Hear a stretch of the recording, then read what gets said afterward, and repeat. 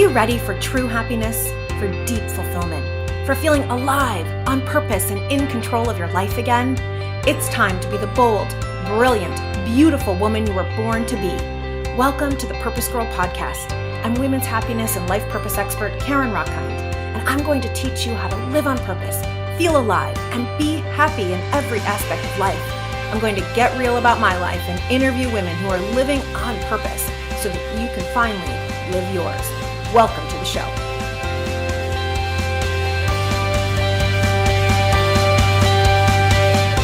So a woman came to me recently and was curious about how I started my business. And she's so excited to start her own business. And she said to me, okay, I think I want to make like $65 an hour, so I'll ask for 70. And I said, no, ask for 100. Why do you only want to make $65 an hour? She was leaving money on the table. And the worst that the people would say was no. So we got into a whole discussion about money, and I got so fired up. I thought, we need to talk about money here on the PurposeGirl podcast. It's too important because in 2016, female full-time year-round workers made 80.5 cents for every dollar earned by men. That's a gender wage gap of 20%. And Hispanic women are making even less, 56.6% of non-Hispanic, of white men. Black women, 61.7%. This needs to change, and we are the ones who can make that change. As we become empowered around money, as we feel confident and strong in our voice around money, as we understand the importance of money as energy and to help us fund our dreams and to help us change the world, we can make a huge impact, and we are worthy of it. So today's PurposeGirl podcast is all about us getting super clear about our own fears about money, us banishing, getting rid of, eradicating all of those old stories, and getting so juiced up and so empowered around this super important tool, money. And my guest today is going to help us get to the bottom of this and empower us all, and I cannot wait. I am so excited to introduce Tonia Gaudiuso. Tanya, welcome. Hello. I'm so excited to be here. Yay. So I need to tell you all about Tanya. I met her in a women's empowerment program that I've been doing, and instantly I was drawn to her, and we just had so many similarities. And as she started telling me what she did, I was like, we got to get her on the podcast immediately, because everyone is born with unique and special gifts, and Tanya happened to be given the gift of organization. And that's what really fueled her dream of becoming an entrepreneur. And so at 30, like only 30 years old, she made that dream a reality and launched her business, Cut the Chaos Organizing, and found that organizing was so powerful for creating clarity and simplicity for her and for her clients. But it was working with her clients on the psychology of money that really began to fascinate her. And she realized that money was the weakest link in living a life that is well balanced and organized. And I know I can relate to that. I know so many women and men, but really women. And I want to share some of my stories and clients and what I hear out there from women. It is a weak link. And so Tanya decided to focus more on money organization, helping her clients remove the stress around their money, helping them get clarity around how to better manage their financial flow, and thus lead a more productive and stress-free life. So she customizes and tailor makes programs to help people, to help clients get to the core of their financial fears, their deep-rooted misconceptions around money. It's almost like she calls it like invasive surgery. And I want to really get into what that is, Tanya, in a little bit, like how you extract our negative money beliefs, our negative beliefs around money, and really get to the heart of helping someone feel safe and peaceful around their fiscal situation. So I am so excited. She's all about opening up your heart, awakening the joyful inner child, giving you the tools to overcome guilt and shame around finance, and helping you become financially empowered and independent and free and kick-ass and badass and wealthy. Let's just call it abundant and wealthy. So happy to have you here. Welcome, Tanya. Thank you so much. And yes to all that. I'm just getting so excited hearing it. I'm like, yes. Yes. Yes. This is so important because, we're all on a journey to live our purpose. And for a lot of women, that means going out on your own. And I hear this all the time. Karen, I can't go live my purpose because I need this particular paycheck. I've got a mortgage to pay. I've got kids to feed. And money is this huge fear and huge block to living on purpose. And I know I felt that when I was desiring to do this work in the world and had my steady paycheck, making over 6 figures in corporate America. I was so terrified. I kept thinking I could never make money on my own. And so, of course, I didn't make the move. And now I'm on the other side of it. I'm like, oh my God, I wish I had done it earlier. So this is so important. So I want to begin with what is going on with this wage gap? Oh my God, there's just so many different things that I want to share with everyone. So I just want to focus in on just that, the wage gap. I mean, Karen, you're doing it right now you're bringing it to light. Maybe some women do know about this, or they feel it when they're in the workplace. The reality is that it really does exist, and it's not being talked about. There's so much charge around that topic because it then goes into bias and it's inequality. And it's a really supercharged topic that no one wants to talk about. But the thing is that women need to start getting angry and asking for what they want, because that's at the root of it. I think that there's so much fear underneath it all in hearing no, because, as women, it's like fear of rejection and all these other things. And right. No means you went for it. No means that you did it. So if that's the worst thing, then that's the most beautiful thing. So I think it's first changing the conversation of why are we so scared of no?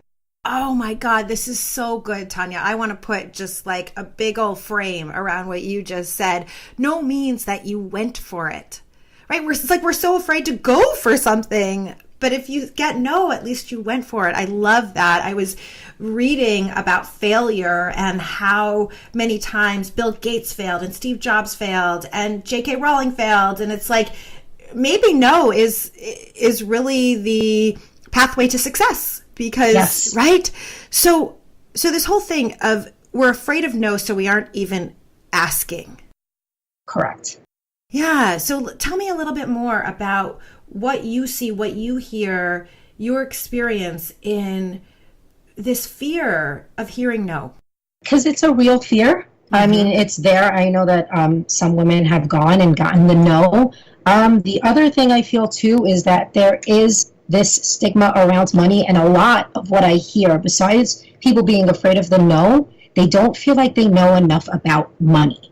Or there is this really big story that's running in the background, like, oh, I'm not responsible, or I don't know what I'm doing with it, or I'm wasting it. And all these stories are allowing us women to be blocked around asking for what we want because we have money shame. Right. Oh, this is so interesting. So I had seen that an author of a book called Women Don't Ask, her name is Linda Babcock, and I haven't read the book, but I was so fascinated in doing my research for today's episode that I found that she had surveyed a group of MBA men and women and found that 57% of men negotiated their salary when starting a new job, and only 7% of women did. Yep. And this is a real issue, and perhaps it's the fear of no. And one of the things that I started getting curious about and reading about is if we've heard no in the past, then maybe we aren't as likely to go and ask again. And is there something a woman has to fear that if she asks, she's considered high maintenance, she's considered bossy? I would say yes. Mm-hmm. There's definitely is, because there is that stigma in the workplace, right? Like, let's not say the B word. No one wants to be called a bitch because it's a woman who's going for what it is that they want. And right. So I feel like as women, we are so afraid to be labeled something that then we don't ask for what it is that we want. But how about if we just reframe it, and I'd rather be called whatever you want if I'm getting what it is that I want. So yes. You could call me a bitch if you're giving me my yes to the salary that I want. So there's a lot of reframing that needs to happen, but I think you nailed it really on the head with the stat on men ask for what they want, but they know what it is that they want. And a lot of what I find, and which is the basis of what I do, is clarity. Like, if to go into a room and ask for what you want, there needs to be this confidence, right? To overcome the no and all of this. So what's your number? And a lot of women don't get asked, like, what is it that you want? What is it that you desire in your life? And put a dollar amount to it. You perfectly said it in the beginning as well, with the woman who asked about owning her own business. And she's like, I don't know where to start. Well, because the first thing is like, what's the life that you want to create? And then put a dollar amount on it. Maybe for her, 65 really is her amount that makes her happy, but you're not going to know if you don't start seeing that. And sometimes that big picture could be so confronting. Yes. It could be so daunting that we don't even go there, but yet this is the thing that's stopping us from asking what it is that we truly desire and want for ourselves. And sometimes it is less than what we want because we rather have time. Like, this is going into a whole other thing, but 6 figures is great, but do you value your time with your family more than you value the 6 figures and what that's going to bring? So it's really getting clear around what it is that you want to create in your life and like, what's that dollar amount? So then you could ask for it confidently. Oh, I love this. So really going up to the highest level of what your ideal life looks like. Everything from time to how you live to what you're able to do to how you want to be in the world.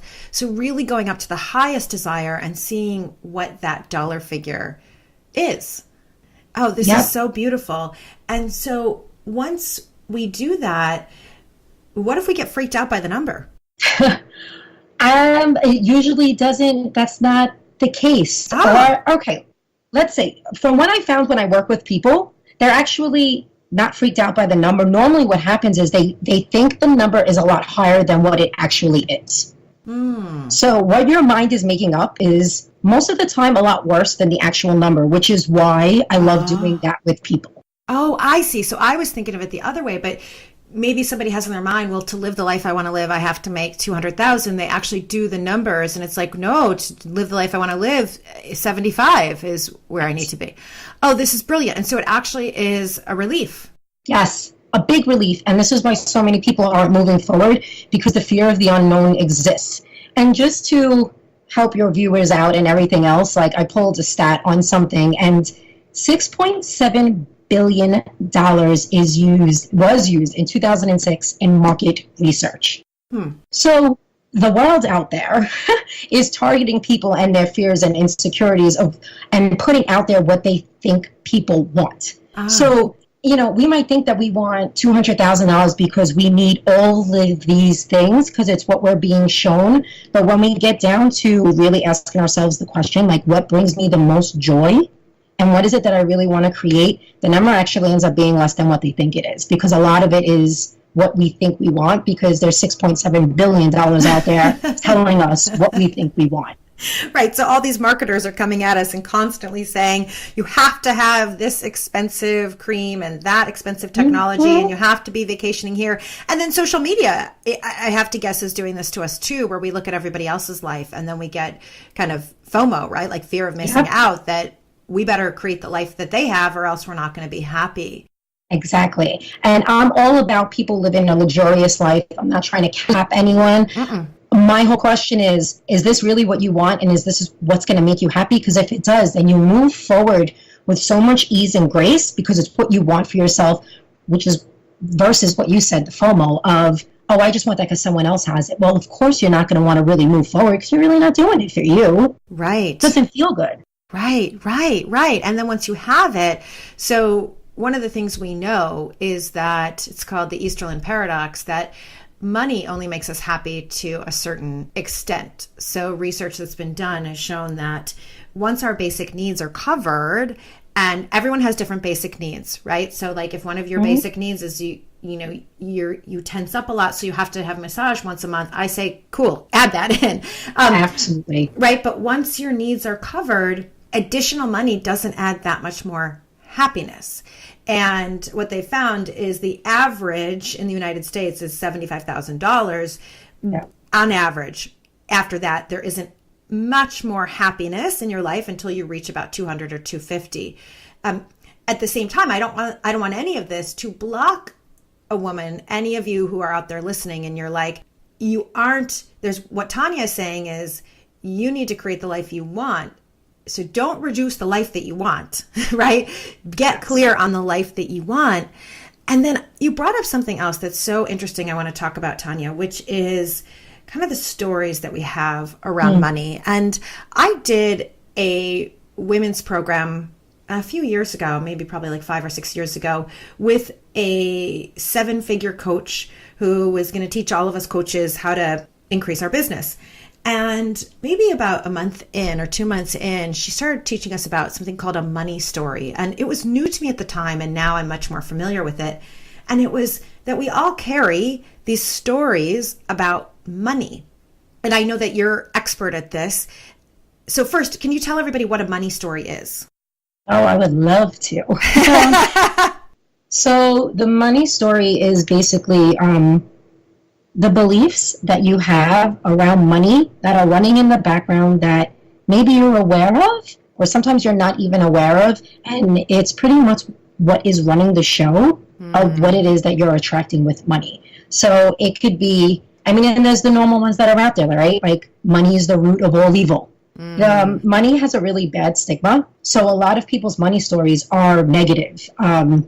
It's, if you have too much money, it's going to be greedy. So it's all of these beliefs that have either been programmed from the outside world, or from what I have gathered from my clients, a lot also has to do with how we grew up. If you're from a family that were of immigrants, a lot of scarcity runs in the background, which means that you always have a fear of things running out, because that's what you grew up in. They came over from another country that was going through war.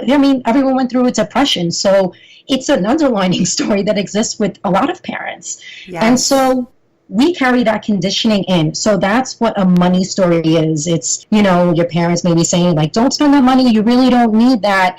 And it could be that we're really working hard, and yet we're afraid to spend our money and really enjoy it because there's a money story, or there's a fear belief that's running in the background that has us not really own what we've created or really enjoy it and spend it the way we want. Right. This is so important. This is so important. You brought up immigrants. Well, my grandparents, may they rest in peace, were Holocaust survivors. And understandably, they saved everything. They used everything, right? So a tea bag was used 3 times, right? So that was how I grew up. I grew up with their daughter, my mother, who doesn't save tea bags. But that conditioning is like in my cells. It's in my bones. And I also grew up in a very wealthy area, so wealthy that in the high school yearbook, one of the spreads was the top 10 cars in the parking lot, like the Corvettes and the, BMWs, and like we were 16, So, but my family, I had everything I wanted, right? So I'm not saying that I didn't have money by any means, but we didn't have as much as the other kids. Right. So I was fortunate. I got my parents' hand-me-down car when I was 16, but it wasn't the BMWs in the parking lot. So it's not like I can complain. I had a car. But what I learned then was that other people have money, not me. And what I learned, right, I grew up with a lot of stories, well, the snobby kids have money. And that if you have money, then you're instantly a snob. And so I think that I created, like, that story made me feel better, right? When my parents bought me at the time, this will show my age, Guess jeans were like all the rage, right? And they were like $70. And $70 back in like 1980s was a lot, or in the early 1990s. And so they bought me a pair of Guess jeans, but they didn't buy me a closet full of Guess jeans, right? And so it helped me to think, well, those are snobs. Money means that you're greedy. Money means that you're snobs. Money is for other people. And I remember the line, money doesn't grow on trees. And what's funny, in some way, right? So did you grow up with money stories? Now you do this work in the world, so I'm so curious. Oh, God. And then they still come up, and I still get them. Now that I'm aware of them, the thing is, like, you start to, let's say, unpack them, And I'm so glad that you are showing what your money stories are, because the thing I want to highlight too is like, yeah, it's easy to point a finger and be like, oh, well, it was easy for you. You grew up in an affluent neighborhood. Like, you really didn't struggle. Your grandparents. Here's the whole point. It doesn't matter what another person's money story is. A belief is a belief, and everybody has them. Because growing up, there was something traumatic that happened around money that you didn't get, and we made up something. And that's the money story. And that's the reason why we're not going for what it is that we want. You were in a program because at one point you knew that there was something blocking you because everyone else has money, not me. Well, it's going to make it really hard for you to make money. Right. If that's my belief and I continue to believe everybody else has money and I don't, well, then that's what I'm going to keep creating. Yeah. Like for me, it was, my parents are, I'm a first generation, so they came over from Italy. Same thing, like, I had everything, basic needs, went to school, went to Catholic school, and, they did what they did, but they wouldn't give me anything extra. There was food on the table, that was all provided for, but, I would play basketball, and I was like coach of the team and MVP, and I'm like, Ma, I really need some good sneakers. I'm like, these sneakers are like, they're just like not a name brand. She looks at me and was like, are they the same? Are they made the same way as the other sneakers? And I'm like, yeah. She's like, well, those are the sneakers that you're getting. I'm not paying for a name brand. If you want them, you go out, you make your money, and you get what it is that you want. And from there, I forged the path, and like I started working when I was 13 and making my own money, because for me it was then also I have to do everything on my own. And it was sort of like a big FU. Like, I forged my independence in making money. So I made money almost like the source of my world. I mean, I made a business out of it.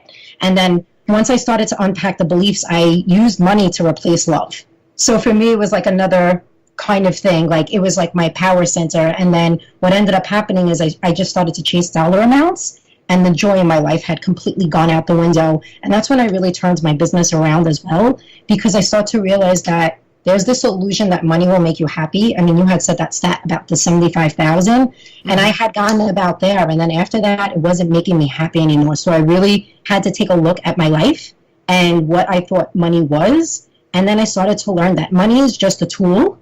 And I wanted to start teaching people how a powerful tool it is, but it is not happiness, and it will not give you happiness.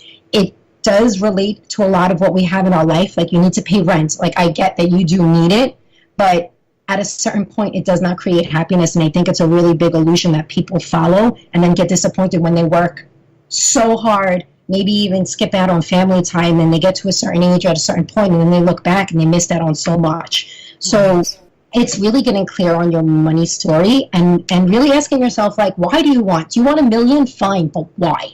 Like, what's the joy in it? Like, what do you really want to create? Yes. Oh my gosh, this is so good, because I think a lot of us wanting that money is still coming from fear, right? It's that fear of missing out, or I'm supposed to, or it means that I've made it. It means that I'm right. And it can come from like fear of not being safe, right? I'll only be safe if I have a certain amount in the bank. And there's also, I've been reading a book lately called The Soul of Money, where, have you read that book? I have not read that book. So someone recently recommended it to me, and she's a woman who, she and her husband actually had built up, amassed wealth, like real wealth. And she felt empty, and they were getting another summer home, and they were getting another boat, and their friends were getting then a bigger boat. And so it just became this issue. It wasn't happiness. It was just trying to do more and have more, and be on, in positive psychology, we call it a hedonic treadmill, this idea that more and more and more will make you happier. And then there's never enough because you keep adapting to whatever you have. Exactly. And so, exactly. Right. So she really stepped back and had always admired Mother Teresa's work. And she really stepped back and wanting to give meaning to money, and then started getting really passionate and involved in ending hunger, world hunger. And so then started making missions to India. And it's really been inspiring me because, as you said, money is a tool. And there's a lot that I desire in my life. Josh and I desire to live in Paris for 3 months next year. I desire a beach house one day. I know that that's where I want to write my book. So, and I know that those things make me happy.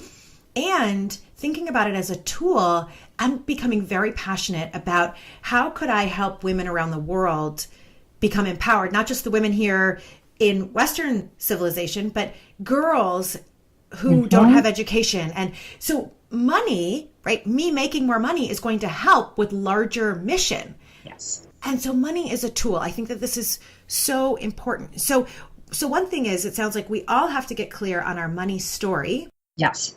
And what preconceived notions or beliefs we have, because a belief is just a thought that you've thought over and over and over again, and you can choose any thought, right? So what do we do with a money story once we're like, oh, I have the belief that money is evil? What do we do?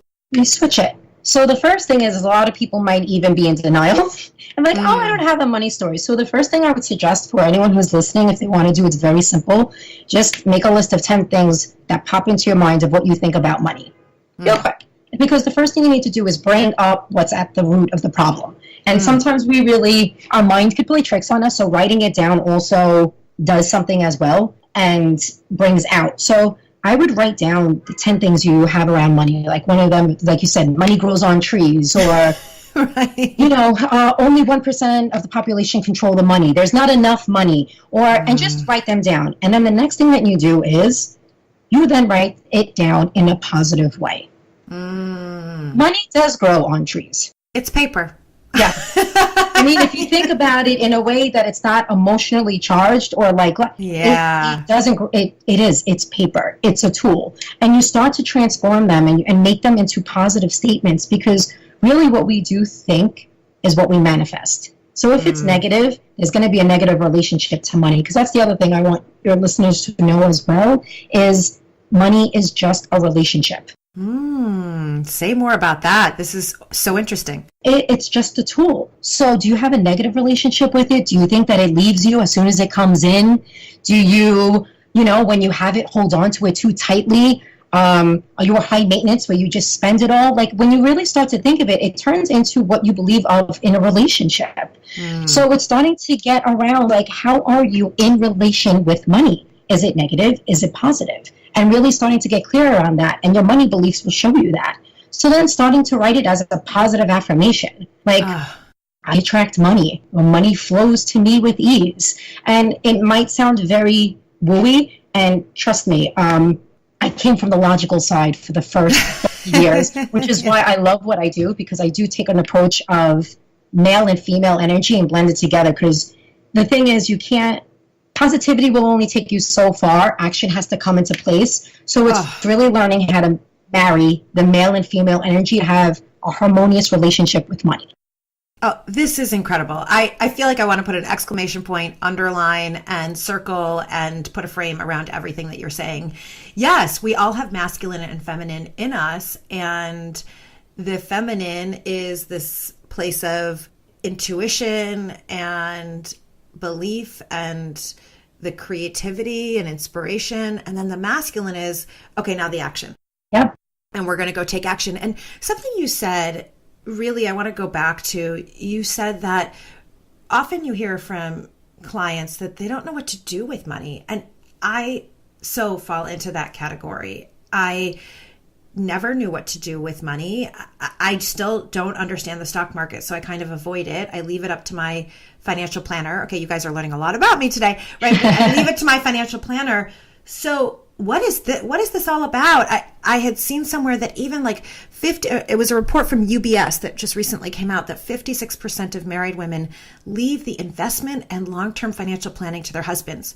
Now, in 2018, we're still leaving money decisions to our husbands. So I'm not that bad. But I don't I feel like, I don't really understand it. I don't understand the stock market. So what's going on here? Yeah, just to make light of the stat that you had, I don't know if that's such a good thing, because I just was looking It's a terrible thing. And it's a terrible thing. To make women angry and want to take more control over their finances, I was looking up stats, because this is one that absolutely makes me so damn angry, like really pisses me off. And this is from CNBC, and it's a stat from 2017. 57% of Americans have less than $1,000 in their savings account.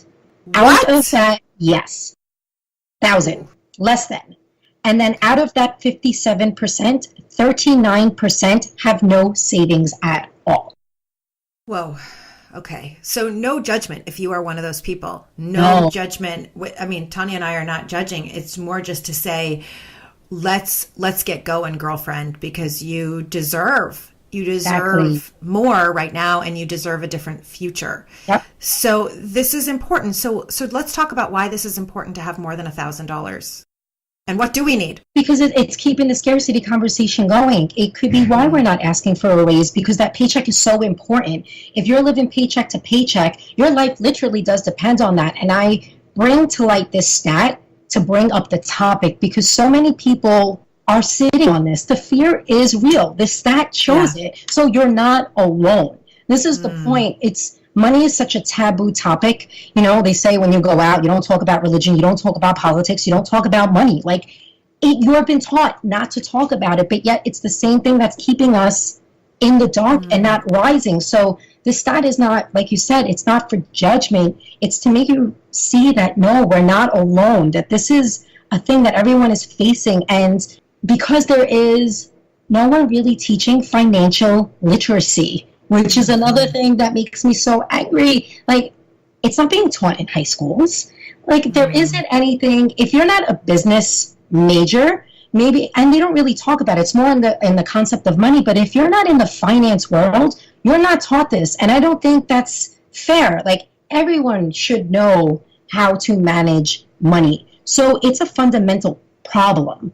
It's not because there's anything wrong. It's really not being taught. And for me, I just learned how to do that through books. And I just kept feeding it and reading books to kind of fill what it is that I didn't know.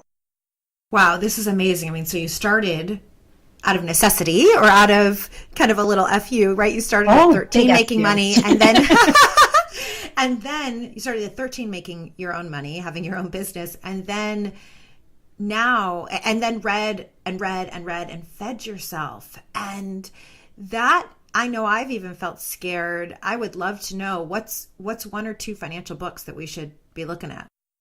One of them that, I think it was Napoleon Hill, Think and Grow Rich, was a great one because it brings in both the practical but also mindset and the necessity of it. The other thing is, I imagine that this is what you help people with, Tanya, right? So someone comes to you and I, like I said, I needed a mentor to help me with my money story, and I need a financial planner. And so someone comes to you and share with us, what is it that you do to support someone with their money? Because we need the help. Yeah. I'm so glad you asked that. So I'll just sit with someone and I really just listen to what it is that is their money story, or bring to light their money story. And I'm not an accountant. I'm not a financial advisor. What I am is the connector to all those things. So I take a person and I take their full picture of what it is that they want, and then see who it is that they need to be connected to and get them clear around their money story. So I put numbers to what it is that they want to see created in their life. A lot of the story that people have is like, I don't know how much money I have coming in, or I don't know how much money I have coming out, because there's so much shame around how much they spent. So I'll get them clear around their numbers, because what ends up happening is it's not as bad as they think. Or whatever it is, we deal with it together and we start to unpack the emotions around money. So as I had my business through the 6 years, I started to go down the rabbit hole of money. And you said it, like, it was organizing. And then from organizing the money, I realized, then we have to deal with their mindset. And once I dealt with the mindset, it was like, what's happening here? And from the mindset, it then became beliefs. And then from beliefs, it goes to emotions. So it's allowing people to really understand and accept the emotions that come up around money, that they're not crazy. They're not bad at money. It's an emotionally charged topic. So I get clear with them on what they want to create. What's their vision? How are their habits? What are their characteristics? Like, what could work for you might not work for another person. I can't give you all just a blueprint for one and say that it's going to work. Everyone is unique. Everyone's situation is unique. So I really do listen to what it is they need and then custom build what it is so that they could really live the life that they want, whatever that dollar amount is. And then they'll get clear on it so they could just move forward in it with confidence and deal with the emotions that come up, because they will. It's a part of it. Yeah, this is so important that you're doing this work, Tanya, because as you said, we think that we're really bad with money, but the truth is just that we've never been taught. Mm-hmm. And we don't know where to go. One of my clients came to me because she was wanting to start a purpose-based coaching business. And as we were doing our work, I kept feeling like there was a block there. And as we uncovered it, it was around money. And she and her husband don't share one financial account, but she's responsible for her own money, or that's how they've set it up so far. And she was fine with that, except she's nervous about retirement and they've never had the conversation. And I don't fault them for that. They made a decision early on about how they would handle money. But now that she wants to be on her own, that might mean that things change. And so it was such a relief for her to just have a conversation where we were able to get to the heart of what she needed to do was simply to start sharing mm-hmm. her questions and concerns and fears with her husband, and that she really wanted more education. And having someone like you, now I know, I will be sending people to you because you can help someone eliminate that shame, eliminate the self-judgment, and learn. So it's not that we don't know about money. It's not that we're bad with money. It's that we just don't know, but we can learn. Yes. And everyone is capable of it. I love this. I love it so, so, so much. So I always love to do like 1 or 2 purpose power tips. Okay. What would you say are the 1 or 2 tips that everyone listening should go do? Oh man. Okay. Only 1 or 2. Well, you can give 3 if you want. It would definitely be the money beliefs. The one I had mentioned earlier regarding write down on a piece of paper the first 10 things that come to mind around money, and then put them into a positive spin. Mm-hmm. And then another thing I do with people that I think is really simple to bring clarity is, if you can, list out what your expenses are. Mm-hmm. And then list out what your income is. And just see where you stand and put that down. And even if you don't do it, it's really good to flush up why you're not doing it. So it also might help mm-hmm. with money beliefs. But clarity is really the thing that's going to start to bring up you moving. So if you can't get to clarity, it's going to be really good to see what's stopping you from getting there. But it's a really good thing to just have you move and to just see where you're at around money. And just be really gentle with yourself. Call in the female side, because you're not alone. I went through this. I still go through this when I go through my money. I have to have someone helping me. Like it mm-hmm. is it. And I just want everyone to know that you're not alone. The shame is real. And to just really be gentle with yourself around it, and that you're taking steps because you want to move into a life that you love. Right. I love that. Thank you. And I love that you're saying that you're not alone, because so many of us I know right now listening to this feel this. It's like, if we could just start speaking about it and sharing that this is my fear, this is, my shame. Mm-hmm. Brené Brown says that shame likes to hide in dark corners, right? But once we start communicating it, and you need to communicate with people who are safe, right? So only a couple people who are safe. But once you start communicating, wow, this is a fear of mine, this is a desire of mine, is to learn more about money, to have more money, to invest in myself. I was speaking with a friend of mine who is an executive coach, and she was saying to me, when a man contacts her for executive coaching and she says her fee, they say, great, where do I sign? When a woman hears it, she goes, oh, I don't know. And she gets all tight. And so what we want is what I want for myself, and I'm like you, Tanya, I'm still growing, is to have this belief. And one of my mantras is that money flows to and through me, right? That it's to and through, because I don't want to be totally irresponsible out there, just spending. And I want to feel good when I invest in myself, in the kind of program I mentioned, or the kind of program that you and I met in, because anytime I'm investing in myself, it's literally an investment, and there's going to be a big return at the end of it. Yeah. So it's so important. I love what you're saying, and to start connecting around this and sharing. Yeah. And then actually two other things that just popped up that I really want to emphasize that just came through was the other thing that I started doing with money is love. Mm-hmm. Money is a way to show gratitude. So also when we are giving someone money, it's a way to say thank you. Like you just said, when you, like the executive coach, like, oh, I would love to pay you this money. You're going to give me something. So it's giving as well. So to have a feeling of gratitude around money as well, because it enables us to do certain things. So it's starting to see it bigger than what it just is. Oh my God, this is so amazing. Okay, thank you. Now we could this is amazing.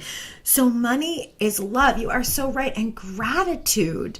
Thank you, money, for all that you give to me. Thank you, money, for all that you do for me. Thank you for all that you allow.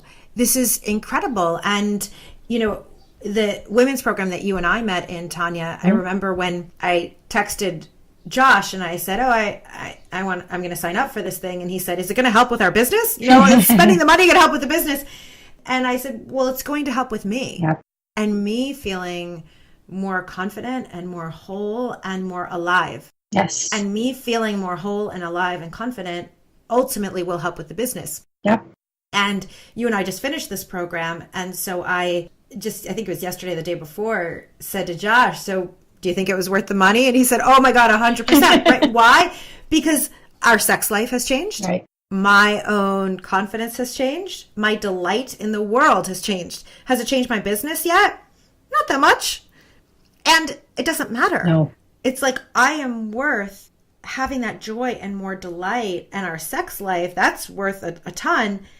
And then ultimately, I know that will lead to increased business because I'm going to be more confident in putting my ideas out. I'm going to be more visible. I'm going to be more alive, and that's going to attract more business. So thank you to spending the money. That's beautiful. Yeah, and it teaches you how to receive. Oh, this is so good, Tanya. I'm going to have you back because receiving is a whole other topic, yes. Right? A whole other topic. So very quickly, one of the things I like to do with my guests, women who are living their purpose, is to play something that I call the Purpose Power Up Play Round. So I'm just going to ask you a couple of quick questions, and whatever is the first thing that comes to your mind. Okay? Mm-hmm. What is your favorite book, or a book that you absolutely love? The Alchemist. Ooh, so good. Oh my God. And you knew it so good, and you knew it right away. It's so good. Any of you who are out there, highly, highly, highly recommend. And it is so about being on your purpose path and believing and creating abundance in every way for you and for your own life. Okay. Number 2, what's one routine that you have that keeps you healthy, mind, body, spirit, finance? My morning routine. So I journal, I do Reiki, and I meditate. Ooh, so good. That's so beautiful. So good. And here's your last one. What's one thing that your heart desires for 10 years from now, or whenever? What's one of your big desires? Oh, man, I want the whole thing. So I want to be on stage, empowering women around money, breaking the illusion around money. And my husband is in the audience with my children, and I am traveling and speaking and literally liberating the world from the illusion of money, so that everyone could just be free to be themselves and literally see that money is love, and just sharing love in the world. Oh my God, that is so good. Oh my goddess, that is so good, so good, so good. Well, so shall it be, my dear friend Tanya, or something something even more delicious and even better. I have loved having you on. Thank you so much. Where can people find you? They could find me at cutchaos.com is my website, and on there is my information, and they could go there, and they could also find me on Facebook, and it's my name, Tonia, Tonia Gaudiuso, Gaudiuso, and I do gifts of the day there, where I send inspirational messages every day of just bringing some beauty into the world, because I'm trying to fight the negative that's out there. So you could find me there. Yes, I love your gifts of the day. They're awesome. They're like just little yummy bites for any of you out there during your day. So make sure you follow Tanya. And as always, I am so appreciative of you listening to the Purpose Girl podcast. Thank you, thank you, thank you, thank you, thank you. If you loved what you heard, if you want more, please go to PurposeGirl.com, get your free Living on Purpose guide, download it, join my newsletter. You can find out about all the amazing retreats, all the programs that I have coming up for you to live on purpose. And of course, follow me on Instagram, Karen Rockhind, and on Facebook, Coach Karen Rockhind. In the meantime, may you love yourself, may you love life, and may you live on purpose. Bye for now.